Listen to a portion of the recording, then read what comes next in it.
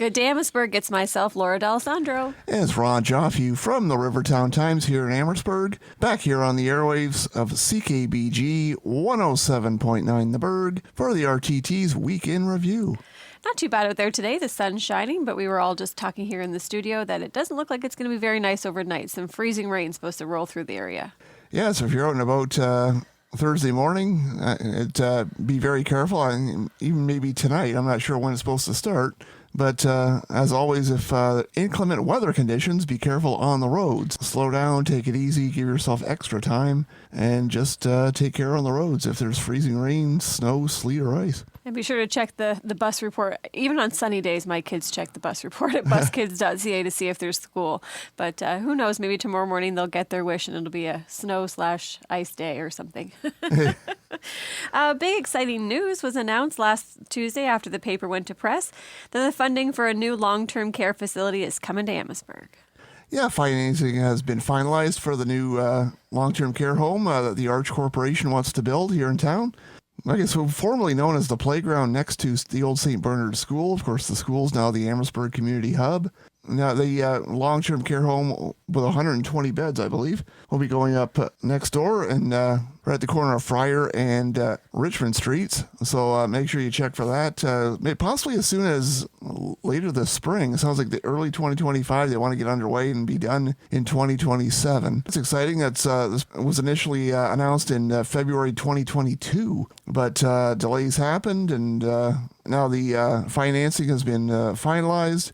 Everything sounds like it's good to go, and we're going to get a new long-term care home in Amherstburg, and that'll just provide additional beds to the ones we already have.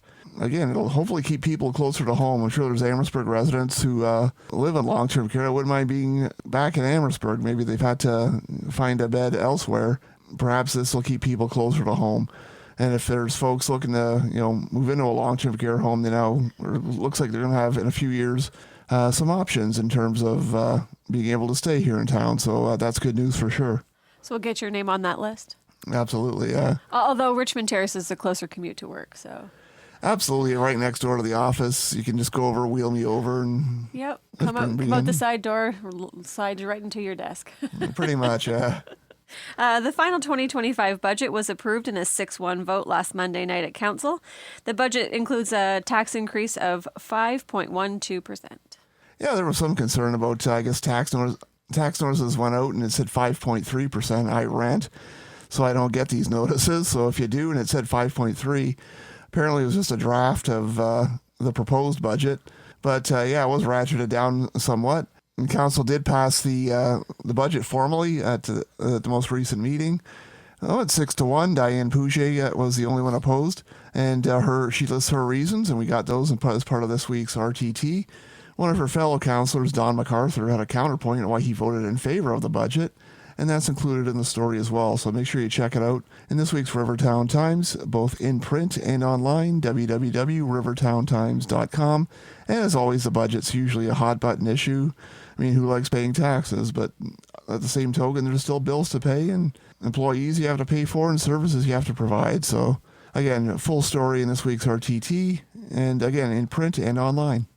The topic of user fees for temporary patio extensions was also discussed and debated last Monday night. The big topic they debated, whether to send it back to committees, they actually deferred it. They want to take a look at what Stratford's doing, and they have a fee plus a per square footage sort of solution that they've devised. And I think the town wants to take another look at that, and at least council members do. And so they've deferred the issue. It was a close vote, and as it was whether on the issue to send it back to committees or not. Full details are in this week's RTT. And again, that's another issue that's been kind of a hot button issue in town, whether or not to allow temporary patios. And some people say they're a good idea. They're great for businesses, and they really help out during the warm weather months. Other people say, you know what, they're taking up parking spots, sometimes multiple parking spots. Again, it can be a divisive issue at times, but we have full details on the latest on this issue in this week's RTT. All 3 Amherstburg fire stations were dispatched out to a barn fire on Howard Avenue last Saturday afternoon. Yeah, they thankfully nobody was injured, and it was just the barn fire itself. It was about $300,000 in damages, which is bad enough, of course. But no surrounding buildings. The home was not damaged, so that's always good news. Like, I guess in that sense, I mean, it's tough to put a positive spin on a barn fire. But there were no injuries. I guess there was some property loss, which is never good. But the fact there were no injuries, the folks who lived in the home got out safely. They were going out somewhere and they were leaving and they saw smoke and they saw fire and they were able to get a tractor out, but that's about it. But thankfully, nearby buildings were not damaged, and I think a nearby camper was. But again, no injuries, which is the main thing. We had a couple of people notify us that they're driving by and saw fire trucks, police cars, and that sort of thing on Howard Avenue. And that's what it was for. It was they weren't sure if it was a car accident or a fire, but it was in fact a barn fire. Police and fire were on scene for a few hours, were able to get everything under control, get the fire put out. It was fully involved and firefighters attended.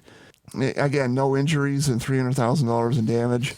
And just thankful everyone's okay. And hopefully these folks can get their belongings, get some new belongings, get everything taken care of. They're not inconvenienced too badly. Windsor Police Amherstburg Detachment have charged a man in connection to a break-and-enter here at the Amherstburg Library. Yeah, there was police started saying there's some windows smashed at the library, some laptops among the items that were stolen. Police say those items have been recovered. They were able to locate and arrest a 21-year-old suspect. That person has been charged. It sounds like all the property has been recovered. We have full details in this week's RTT, I believe on page 6 of this week's issue. So make sure you check that out and stay on top of what's happening. And obviously, it impacted the library. You never want to see that. That's a public building. People go in to use it, and they weren't able to. It doesn't sound like on Saturday, just because police were busy conducting an investigation. But it sounds like police have identified the suspect and laid charges. Amherstburg is Black History Month, and the Freedom Museum has kicked off the month with a special celebration. It was held on January 30th at the Caribbean Center in Windsor. The Amherstburg Freedom Museum partnered with the Essex County Black Historical Research Society and the Windsor West Indian Association to present last Friday night's event at the Caribbean Center on Central Avenue in Windsor. A number of local performers entertained and educated the crowd. It was a fun evening. It was entertainment, learned a bit about Black history, but that's not all that's happening in terms of Black history. There's, for instance, this Saturday, the Freedom Museum is teaming with the River Bookshop and welcoming author Craig Sheave and his new book, The African Samurai. The bookshop and the museum are also teaming up on a WSO performance at the Nazarene Church. That's on February 14th, starting at 7 p.m. Full details on Black History Month events are on the Amherstburg Freedom Museum's website. That's amherstburgfreedom.org/BHM. So make sure you check that out. We have an ad in this week, and we'll have a story in next week. The Freedom Museum is also teaming with Arts Collective Theatre, or ACT for short, on The Price of Freedom. There are shows coming up later this month at the Capitol Theatre in Windsor, all part of Black History Month and the Freedom Museum's 50th anniversary, which is, of course, in 2025. Full details on page 2 of this week's RTT. We got the story on the Black History Month kickoff at the Caribbean Center and a couple of Black History Month ads. So make sure you check it out. All full details on page 2 of this week's RTT. The race for Essex County MPP is on, and the NDP party announced Rachel Mills as their candidate. Stephen Higgins is running for the Green Party, and former MPP Anthony Liardi is running on behalf of the Progressive Conservatives. Yeah, Anthony, of course, is the incumbent candidate trying to keep his job, and he was first elected as MPP in 2022, and again, now that the election's on, he is the PC candidate once again and trying to keep his job as he's running for re-election. And as you say, the NDP and the Greens have found their candidate. We're still awaiting word on who the Liberals are looking for and who they're going to nominate to run here in the Essex riding. Again, the election is February 27th.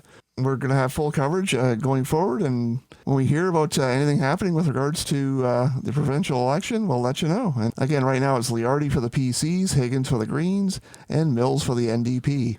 Turning back now to our front page story, we obviously had the front page story be about the funding that's coming for the long-term care, but we also had a lovely photo on there from the AMA Sportsmen Association. They spent last Saturday morning constructing wood duck boxes. Yeah, it was a fun event. Right? The AMA Sportsmen's Association does a good job and with the youth and with the kids of the town. And this time they had their turkey shoot a few weeks ago, and this time out they built wood duck boxes. I think they built about 42. They had a little over 20 kids out on last Saturday morning. Some kids were able to put together multiple wood duck boxes. They're going up around town. I know the Sportsman's Club is putting some up on the property they have over on Low Side Road, and to replace some of the ones that are falling apart and need to be replaced. And it's all giving back to the environment and helping out the wood duck population. And a lot of them go near waterways, but they don't necessarily have to. But the ducks go in, and lay their eggs, and they hatch, and the young ducks climb out, and reunite with their mama duck, and they go out. And I'm not much of a wildlife expert, as you can probably tell, but no kidding. They are. Let's just say it helps the wood duck population, and the AMA Sportsman's Club are joined by several local youth and helping that out. Well, thank you for covering that, Ron. Turning now to sports, the Admirals split a pair of home games over the weekend. They defeated the Walpole Island on Saturday night, 5-3, but fell to the defending provincial junior C champs of Lakeshore Canadians in a rather blowout of a kind of night. It was 6-2 on Sunday night here when the Canadians came to town, and unfortunately they continued that losing streak last night in Essex. Yeah, of course, the game happened after this week's issue of the RTT went to press, but the Admirals lost 6-1 last night to the Essex 73s at the Essex Centre Sports Complex. Rory Sanderson, the only goal for the Admirals in that game. Amherstburg back in action on Saturday night with the final home game of the year. Wow. Of the regular season. Of course, they will make the playoffs. It's just a matter of what seed they'll get. They welcome the Dresden Kings in Saturday night at 7:30. They play the following weekend on the road. So this is the final time in the regular season you'll get to see the Admirals. Again, Saturday night, 7:30 at the Libro Center against the Dresden Kings. High school sports has resumed after a week-long break due to exams. Most of the action took place after the paper went to press, but I know you were out everything from basketball to volleyball, or where were you last night, Ron? Well, Monday night it was at girls hockey, and the girls beat Holy Names 2-1 at the Libro Center. They're back in action today on Wednesday. Again, back at the Libro Center, they welcome the St. Thomas of Villanova Wildcats. It's a rematch of a game of a few weeks ago. North Star were able to get past a strong Villanova team 2-1. I'm sure the Wildcats are looking for a bit of a revenge today at 3 p.m. And make sure if you're in and around the Libro Center, make sure you check that out. Again, 3 o'clock today. Battle of the Berg. Absolutely. Of course, if you're listening to the 4:30 replay of this show, wouldn't bother going out because the game's at 3. But again, some good Wexa girls hockey. There was boys hockey yesterday. It was a bit of a dud for North Star. They fell 6-1 to the Cardinal Carter Cougars. By their own admission, they came out a bit flat and a bit slow, and they did not play overly well. It's a young team, but I think they were looking for a bit better effort yesterday, that 6-1 loss. Cardinal Carter, roughly the same record as the Wolves, and so North Star was looking for a bit better results, and unfortunately for the home side, they didn't get it, lost 6-1. And then from there, I went over to school itself, and it was the final game of the year for the North Star Wolves senior boys basketball team. They got their first win of the year. They played the Windsor Islamic Jaguars. They won about 81-35, I believe was the final score. And so they were able to, in their final game of the year, get their first win of the year. So at least they got something. They had a tough year. They lost to some close games this year. That might have turned their season around, but as it was, they ended up with only one win. That's it for the senior boys, and the junior boys played after. They lost to St. Cecile. So after that, I went over to the Fighting Island Boxing Club. They're located at 320 Richmond inside the hub. And we'll have more details on that. They had fighters do quite well at the Brampton Cup. So keep your eyes open for an upcoming story on that. 1 gold, 3 silver, 1 bronze. And so congratulations to those 5 fighters. We'll have further details next week. And so it's been busy the last couple of days in sports as the high school sports are picking back up. The community sports are picking up. And we'll have full details going forward. Wow. Sports, it's weird to think that like hockey is heading into that playoff season. I feel like I'm ready for it, but I'm going to miss it. And I'm sure you kind of feel the same way, right? Oh, yeah. So other things going on. We have a Super Bowl section in this week's RTT, highlighting a few different ads and things that are going on around town in preparation for the big game on Sunday. Coming up next week, our February 12th issue will be our Valentine's Day issue. So we're going to do a little promo for that. It will be free color. If you're interested in advertising with that, please reach out to me before Friday. You can reach out to me at the office, 519 519-736-4175. You can shoot me an email, sales@rivertowntimes.com.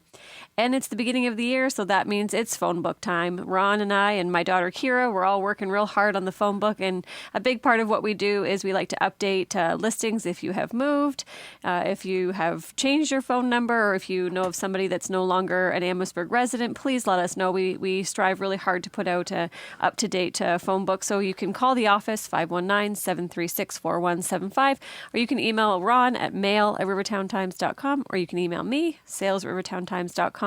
We'd like to have all of that up and updated and ready to go for when the phone book goes to press at the end of the month. So if you could have those changes to me or to Ron by February the 21st.